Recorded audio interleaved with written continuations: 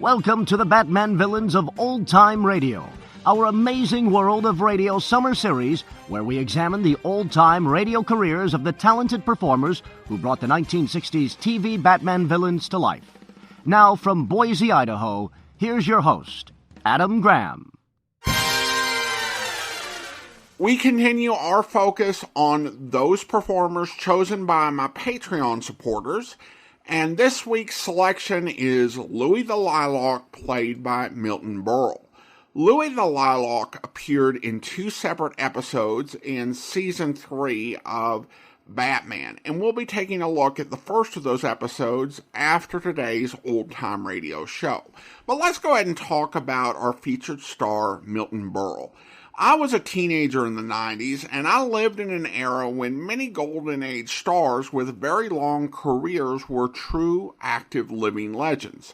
Men like George Burns, Red Skelton, Bob Hope, and Berle were alive and active to one degree or another in my late teens and into the early 20s, maybe 40 to 50 years after their first great heyday. I remember one TV special I saw in 1993 called the Comedy Hall of Fame, which featured Berle among others being honored. It's a special with a confusing history. Even at the time, it was unclear how the honorees were chosen. There had been a Comedy Hall of Fame and Museum that was founded in 1991, and this special had nothing to do with them. And I was uncertain at first when I started researching it whether I'd hallucinated the whole thing, because there was no evidence of these people in the Comedy Hall of Fame. However, the internet confirmed that the special actually existed. Thanks, internet. And on that special, I learned that Berle was a pioneer of television comedy from the earliest days of television, and saw a few old clips. He was also fairly active in television in the 1990s. He was cast sometime as himself, or at other times as an elderly comedian. I know, real stretch, right? Still, Berle did get his final Emmy nomination for one of those guest roles on an episode of Beverly Hills 90210. Probably the one thing that stood out in my mind was his appearance on The Muppet Show, which allowed him to step back into vaudeville mode. And during that performance, he just had the widest smile. I don't think I've ever seen him enjoying himself so much, and rarely do you see a performer so obviously happy to be doing what they're doing. Berle's start in television was with his Texaco show, which he transplanted from radio to television, and earned such high ratings from NBC that they inked him to a 30-year contract at $1 million per year. He became known as Uncle Milty, also Mr. Television, with a variety of shows that had changes in sponsors throughout the 1950s. However, as the public's taste shifted, NBC's contract turned out to be a mistake, which is actually what you'd expect of a 30-year contract to someone who just enjoyed success at the beginning of a new medium. Ratings declined. NBC struggled to find assignments for him. There were renegotiations. He worked on a show on ABC, even though he continued to be paid by NBC until 1981. He also began to work extensively doing guest appearances. He appeared on programs like Get Smart, F Troop, and of course Batman. And he did some dramatic acting, and as I said, he earned actually 2 different Emmy nominations for dramatic roles, and his last TV movie was released in 2000. Berle was, as I said, Mr. Television, as signified by one of his stars on the Hollywood Walk of Fame. But before he started a new era of TV, he was big in radio. And that's what his other star on the Hollywood Walk of Fame was for. Berle had an extensive career in radio. Guest appearances on the Rudy Valley and Fred Waring programs in the early 1930s helped bring him to prominence. For more than a decade and a half, he had a succession of radio programs. There was the Gillette Community Sing, which was followed by Stop Me If You've Heard This, joke-telling panelist show similar to Can You Top This, which came later. Then he had a series of variety shows in the 1940s for Ballantine Ale, Campbell's Soup, and Eversharp. Then came the series Kiss and Make Up, in which Berle was the chief judge on a panel show that heard audience member problems. And at the end of the 1940s, he had his comedy variety show for Philip Morris, which then transitioned to Texaco. Now, if Berle's radio work was as well preserved as, say, Eddie Cantor, Bob Hope, Fred Allen, or Jack Benny, there would be a lot of programs to choose from throughout the 1930s and 40s. Unfortunately, it's just not. Other than the Philip Morris program, most of the series that he starred in are not well preserved at all. There are probably more sketches of other comedians parodying Community Sing than actual episodes of it in circulation. Given my tendency, we're reaching into the rarity files for Milton Berle with the only circulating episode of his 1944-45 series for Eversharp called Let Yourself Go, with guest Al Jolson from June 6, 1945. Let's go ahead and take a listen. Eversharp invites you to let yourself go, and you'll always go right with Eversharp. Buy Eversharp, buy Eversharp for riding pleasure. Buy Eversharp, guaranteed forever. Yes, Let Yourself Go, starring Milton Berle, with Ray Bloch and his orchestra, Connie Russell, and Joe Besser. Presented by Eversharp, world's leading manufacturers of fountain pens, repeater pencils, lead, and desk sets. Tonight, Eversharp presents the secret ambition of that star of stage and screen, Al Jolson. And now here's the entertainment you've been waiting for. Here's the fellow who let himself go and wound up being Big Bell's biggest folly, Milton Berle.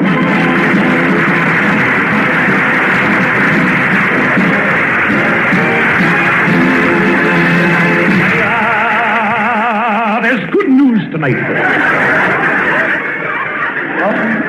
Well, I want to tell you, June is here, and this is the time of the year that everybody gets married. This I was telling you, I went to a wedding this afternoon, and it was a real garden romance. Really, it was a garden romance. She was an old tomato, and he was a deadbeat.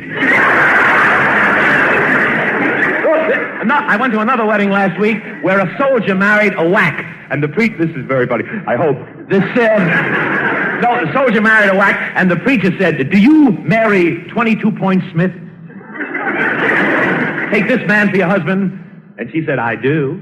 And the preacher said, and do you, John 63-Point Jones, take this woman? And he said, I do. And the preacher said, I now pronounce you discharged.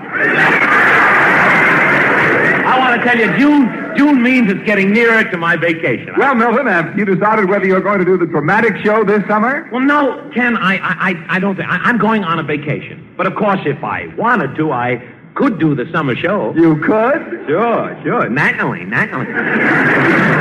Even the sponsor admits that I'm a great dramatic actor. He does? Well, of course, Ken. Just listen to this telegram he sent me. I'll read it to you. He says, Dear Milton, I heard you do comedy, and I heard you do dramatics. And now I must admit you have a dual personality. You hear that? I have a dual personality. Look at the way he spells dual. D-U-L-L.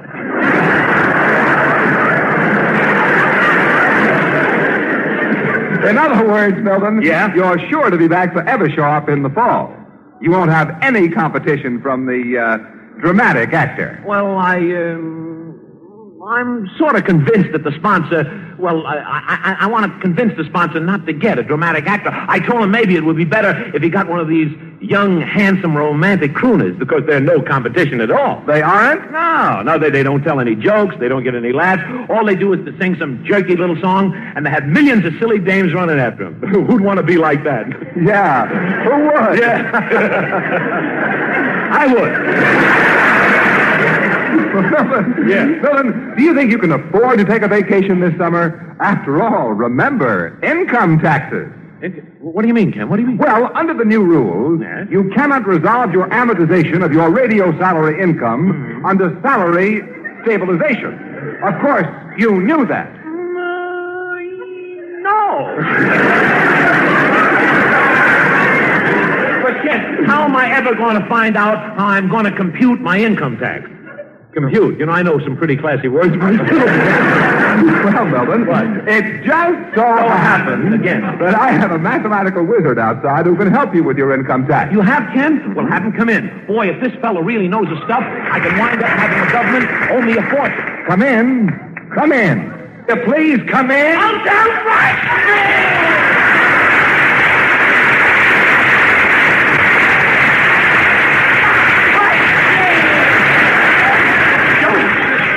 Joe Bester, stop it, will you?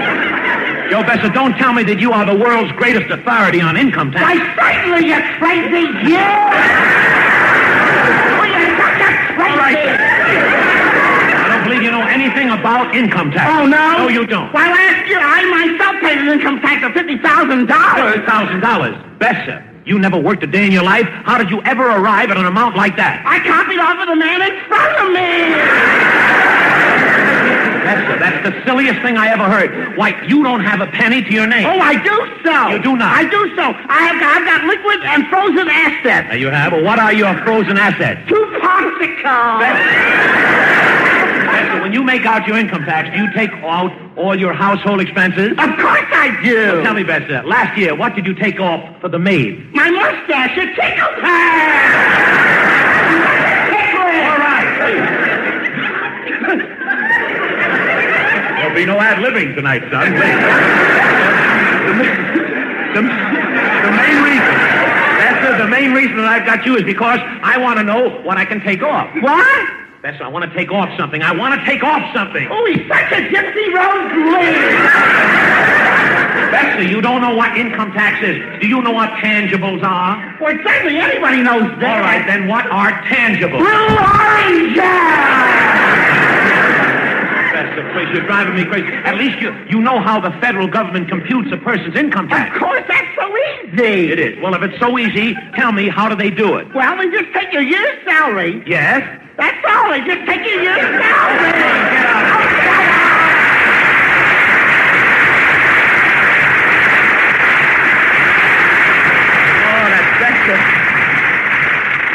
Ken, Yes, Milton? Ken, I've got to try to find a young romantic singer for the summer replacement show. And Ken, he must be utterly incomparable. Someone who will make this organization go down in history. Well, in the history of every great organization, there comes one superlative moment when they create a product so utterly incomparable, they honor it with their most precious trademark. The artisans mark their greatest triumph, Sterling. And Eversharp named their breathtaking new pen and pencil creation 64, after Eversharp's famous $64 question. Oh. Priced at $64 plus federal tax, here is one of the most striking pen and pencil sets ever produced. Here is gold, 14-karat gold throughout, used generously in combination with striking colored plastics. Gleaming military clips catch and reflect the light. The tip of this pen is hooded, streamlined, directional. The magic point is so smooth, you can't even hear it right. And if this Eversharp ever needs service, we will put it in good order for 35 cents. This service is guaranteed, not for years, not for life, but guaranteed forever. Moreover, this covers the entire pen, not just the pen point alone. Compare. Comparison proves. Give Eversharp, and you give the finest.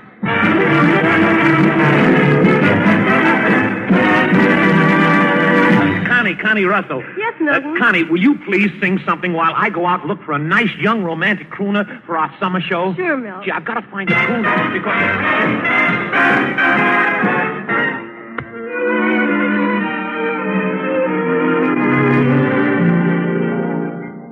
After D-Day, I worried until V-Day. I've got my welcome well rehearsed, but first he'll have to cross the Atlantic to To get to the Pacific, he'll have to cross the Pacific before he comes back to me. My love for him just grows stronger. The days and nights seem longer. I know what makes them seem longer, but that's how it's gotta be. Every day just adds to my devotion. But until the day that they run out of ocean, he'll have to cross the Atlantic to get to the Pacific. He'll have to cross the Pacific, but that's how it's gotta be before he comes back to me. They gave him 35 points for active duty, and for crossing the Atlantic he got 11. Makes it 46 and he needs 87. Kyushu 10, Shikoku 10, Osaka 10, Nagoya 10, 86. Oh, what a bit. He'll have to cross the Atlantic to get to the Pacific. He'll have to cross the Pacific, but that's how it's gotta be until he comes back to me.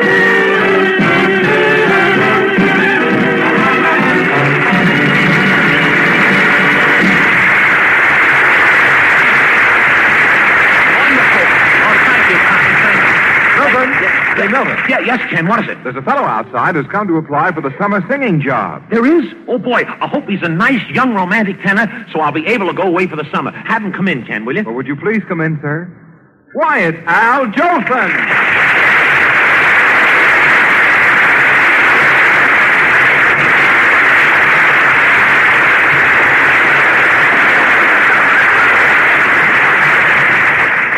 Pardon me, sir. I'm looking for a certain studio.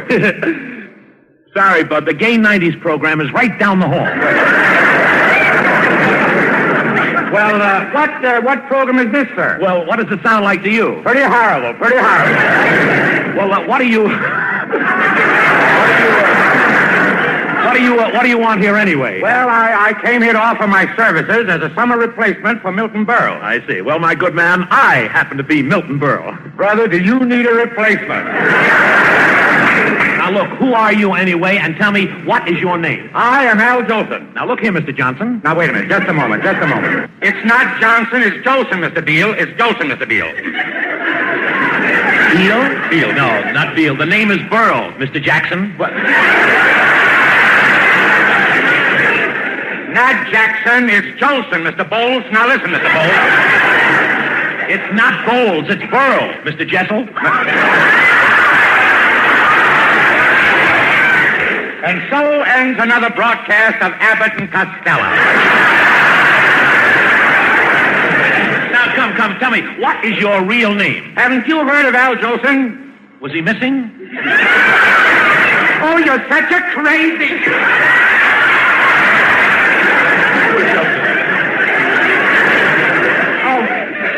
Don't you know the Winter Garden? Jolson. Oh, you mean Jolson of Jolson and Johnson. Now, wait a minute. Let me see if the name of Jolson means anything to the audience. Ladies and gentlemen, I am Al Jolson.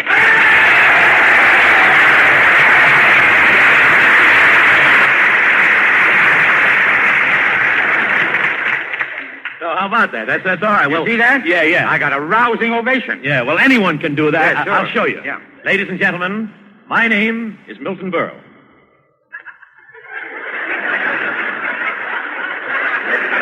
I said my name is Milton Berle. Honest, my name is Milton Berle. Well, Milton, what have you got to say about that? Silent tribute. Now, wait a minute. What? Do I get this job as a singer or not? Now, look, tell me something. Have you ever done anything in show business? That kills me. I've always been interested in show business. In my childhood, I followed the minstrel shows. In my boyhood, I followed Vaudeville. I see. And what did you follow in your manhood? Womanhood? Now, young man, The singer we want must be a young, romantic crooner. Well, I'm young. You're young? Well, you can't say I'm old just because I left a few years slip by. You may not know it, but your slip is showing. Well, anyway, I've got the spring of youth in my walk. Spring will be a little late this year. Oh, come on now, Berle. This is ridiculous. Look here, I'll show you how young I am. Why, I'll buy a $1,000 bond for every year that I'm over 35. Hello? Really? That's swell. Thanks. Goodbye. Who was that? Morgenthau. He says you just paid off the national debt. What?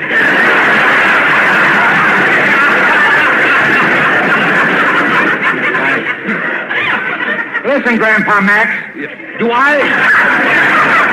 I get the job or not? Well, no, it's no use, Jolson. It's no use. You can't have the job. You're not young. You're not romantic. Milton.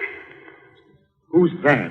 That's our pretty little singer, Connie Russell. And stop foaming at the mouth, Jolson. Let me meet her, Milton, will you? And I'll show you who's young and romantic. Yes, but Jolson...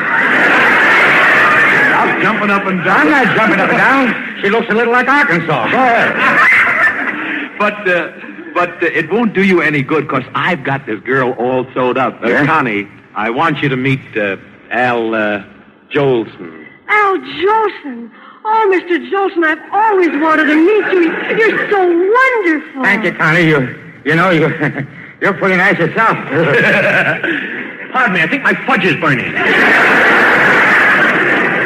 Gosh, you're so handsome. You really think so? Gosh, I could certainly go for you. Well, why don't you give it a try, honey? Love comes to Andy hardening of the arteries. Mr. Jolson, are you sure you have nobody else? Believe me, honey child, I was completely footloose, really. Footloose. The rest of them could stand to some tightening, too, you know. Can I always depend on you, Mr. Jolson? Don't call me Mr. Jolson, Connie. I want you to know when you need a friend, come to Al. Thanks, Al. And when you need some fun and you want a few laughs, come to Al. I will, Al. And if it's advice and counsel you need, remember, come to Al. Supposing I need a little money to help my family, what then? I bet he tells her to go to Al.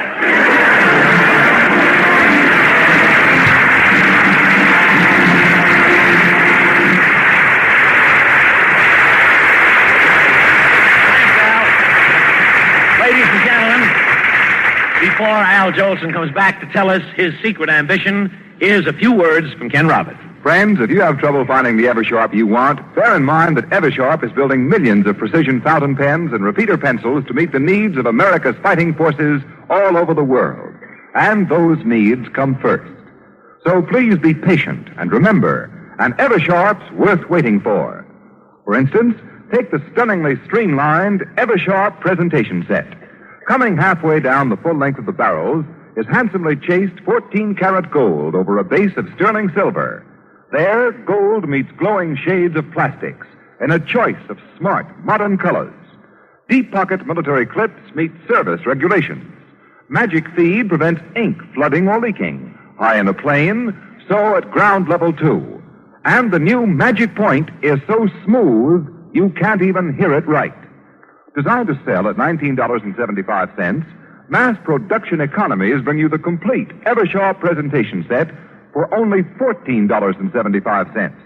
The pen alone, only $9.75 plus federal tax. Remember, if this Eversharp ever needs service, we will put it in good order for 35 cents. This service is guaranteed, not for years, not for life, but guaranteed forever.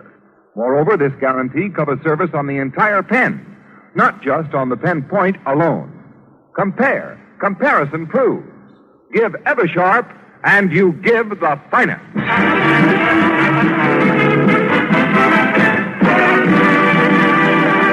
And now, Al, as you know on Let Yourself Go, we always ask our guests to tell us their secret ambition. What is your secret ambition? Well, Milton, this old world of ours is fighting and hollering, trying to figure out a way everybody can live together and be happy. I can't tell them how to do it, but I can show them a place where a fellow's race or color or how much money he's got doesn't make a bit of difference. That place is a theater. So, Milton, it's my ambition to someday see the whole world as tolerant and free and democratic as a theater. It's just that I think that everybody from Timbuktu to Kalamazoo ought to have the same chance that I did. I was nothing. Just a poor little kid on the streets of Washington, D.C., shining shoes, selling papers, or anything. I can remember the first job I ever got singing. I was passing the stage door of a theater on 29th Street in New York City. The great Faye Templeton was rehearsing a new song. I stood there and listened, until I was singing along with her. Finally, I remembered I was hungry. You get awful hungry when you're 11 years old. So I started walking down towards the Bowery, and I kept hearing the piano player playing that tune, and I kept getting hungrier, too. I didn't have any money, so I went to a joint named McGurk's or something like that, and I asked the guy if he'd give me a cup of coffee if I'd sing a song. He said, okay. And the song was, Rosie, you are my posy. You are my heart bouquet. Come out in the silvery moonlight. There's something sweet, love, I wanna say. Your honey, your little boy, I'm waiting. Those ruby lips to breathe. Don't be so captivating, my blushing roses, my posy sweet.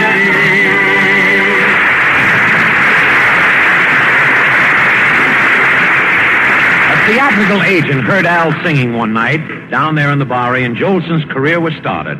Burlesque, vaudeville, musical comedy.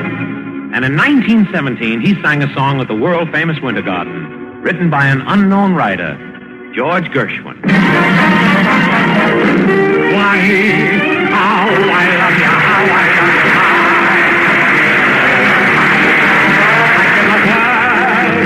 love you, among the folks in CIX, I even miss my man. Praying for me, my little body. The folks up north won't see me no more when I get to that Swanee shore. Jolson was on Broadway to stay. In Washington, Congress battled over an idea called the League of Nations. And the lights burned late at 1200 Pennsylvania Avenue because the League of Nations was Wilson's dream, his ambition, his life. A Broadway star appeared at the White House by command of the President of the United States. The poor kid from the sidewalks of Washington was singing for his president. Though April showers may come your way, they bring the flowers that bloom in a May. And if it's raining, have no regret, because it isn't rain, you know, it's rain violets. And where you see clouds upon the hill, you soon will see crowds of a daffodil. So keep on looking for a bluebird and listening for its song.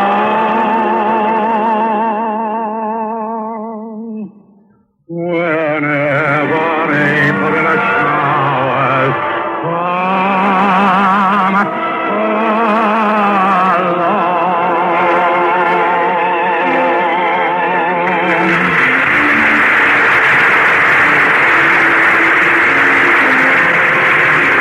In Louisville, Zev won the Kentucky Derby. The Prince of Wales was received at West Point by a man named MacArthur.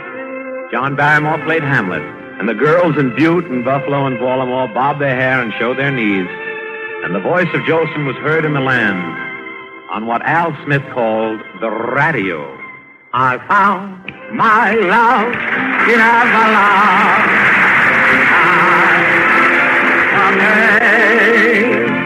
And I left my love in Avalon, and I sailed far away. I dream of her and Avalon. Coolidge was reelected. The 20s were roaring now at Chaplin and the Gold Rush. And Jimmy Walker was New York's mayor, and Clara Bow was it. And from every wind of Victrola's croon, the hit of the day, when with the will talk and Saturday night, happy in my blue heaven. Then Lindbergh flew the Atlantic. Babe Ruth hit 60 homers. Coolidge didn't choose to run. John Gilbert made love to Garbo, and as though reading the future, Jolson sat at his piano writing out a new tune. Maybe you heard it. California, here I come. I started from that golden gate. California, here I come. Jolson came to California, and to California came the revolution. To the moving shadows which Edison had given them 35 years before, Warner Brothers had discovered how to add the golden magic of sound and voice. And the first talking pictures burst upon the world. The marquee flashed the words, Al Jolson and the Jazz Singer. Al Jolson and Singing Fool. And inside the theaters, the audiences wept. As from what was now a mute silver screen came the voice of a troubadour singing to a little boy. When there are gray skies, I don't mind gray skies. You make 'em blue, sunny boy.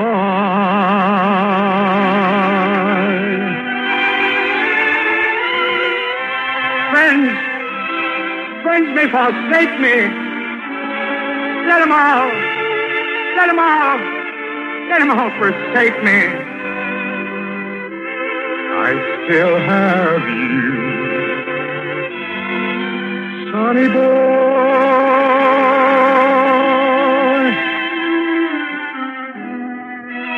You're sent from heaven, and I know your worth. Why, you made a heaven for me here on earth.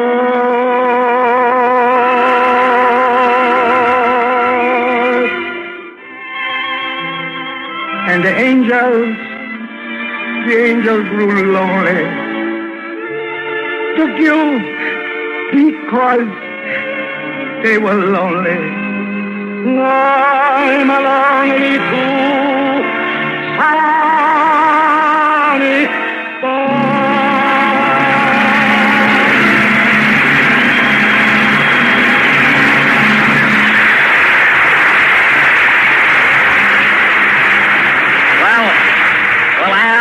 Al, in the years that followed Sonny Boy, we saw depression and dust bowls and apples for sale on the corner, and we saw war again. But I guess no matter what, I got a lump in my throat. Al, I guess no matter what, you go on forever. But, Milton, it's only today that I'm really playing what you call the big time. Let me tell you, of all the wonderful audiences I've played to in my whole life, the ones that have given me the greatest thrill were thousands of miles away from Broadway. On the battle-swept deserts of Africa, in the hell and mud of Italy, and in the jungles of the South Pacific. You see, Milton, those kids out there fighting and dying for the same ambition, to have peace and tolerance and democracy for the whole world. So as soon as I get a little better, I'm not so strong, I want to go back out there and sing for those kids. They promised me they'd fix it so I can sit in Hirohito's palace, if there's anything left of it, and sing this song. And by the song, I mean... Man!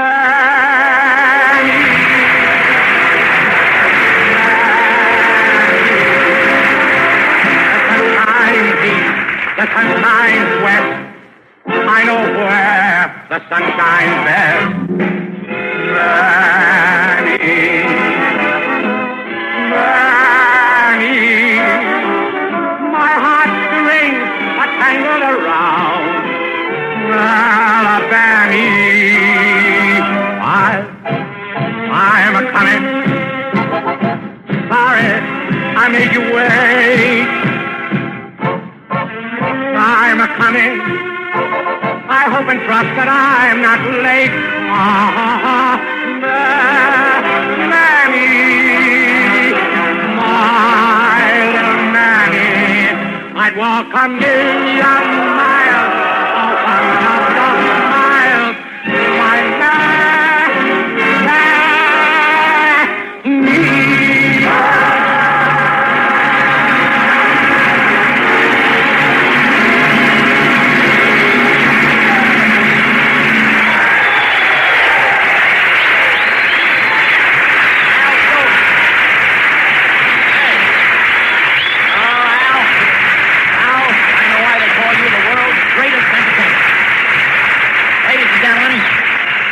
That about winds up our show for tonight, so until next week, let me remind you once again to... Buy every shop for riding pleasure. Buy every shop, guaranteed forever. Ladies and gentlemen...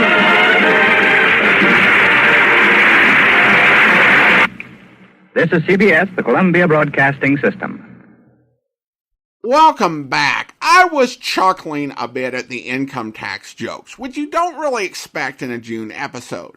But the highlight was Berle providing a really touching tribute to Al Jolson, as two legends from two different generations shared the same microphone. And Jolson meant a lot to America at the time. He was a massive star for so many hard years and hard times. As Berle's tribute explained, there was a sincerity about the man. When it came to patriotism, he'd been the first entertainer to enlist and entertained more troops than anyone else. He contracted malaria and lost a lung while he was in the Pacific, which was the only reason he was back in the United States to do the show. Before the war, Jolson's popularity had been declined, but he had a major resurgence in popularity after the war, as there were two screen biopics made starring Larry Parks about his life. The Jolson Story and Jolson Sings Again. And Jolson would become the new host of the Kraft Music Hall. Jolson would return to entertaining servicemen in 1950 as America was entering a new war in Korea. He did 42 shows in 16 days and then returned to the United States, but his workload had been too much of a strain, particularly with only having one lung. He died at the age of 64. And that's worth mentioning in the context of Berle, because I saw some people took issue with the fact that Berle said for many years that he had a lifetime contract with NBC when it only was set to last for 30 years. Berle signed the contract in 1951 when he was 43 years old. He had no idea he was going to make a Keaton and Kel TV movie that would be released in the next millennium. Now let's go ahead and talk about Louie the Lilac. So the plot of the episode is that Louie the Lilac is a perfume/flower-based criminal who corners the flower market ahead of a flower inn by the flower children in Gotham City. Louie sees the flower children as potential leaders of tomorrow, so his plan is to get in their good graces by giving away flowers and then hypnotize their leader, Princess Primrose, an old college classmate of Barbara Gordon's, and get her to urge them to follow Louie the Lilac. Barbara, a.k.a. Batgirl, had been talking to her old friend in the park where she was setting up right before Louie came by in his flower-mobile and gave out flowers to the flower children, and then uses a spray from the flower on his lapel to mesmerize Princess Primrose and take her away. Barbara is concerned and tells her dad, who doesn't think anything of it because he's got more important things to worry about than flower children. However, Barbara is so concerned that she picks up the red phone and calls Batman, and Batman and Robin investigate, and they walk into a trap, are captured, and are put into the death trap of the week. So that's the plot. Let's go ahead and talk about the character. Now, first of all, let's talk about just the costume design. Now, of course, for many of the villains who came from the comics, Batman kind of carried over those same sort of designs, but with the original characters, they had a bit more free reign. While there were some more wild designs, I think that Louie the Lilac is one of their best put together original villain costumes. Even though it's a relatively simple design, it's very on brand with the lilac colored suit, hat, and purple color scheme. Of course, my wife, who loves purple, really loved this outfit. It's a classic design, and it makes the character look good even as he's been adapted into other media such as the Batman Brave and the Bold cartoon. It's just a fantastic and timeless template.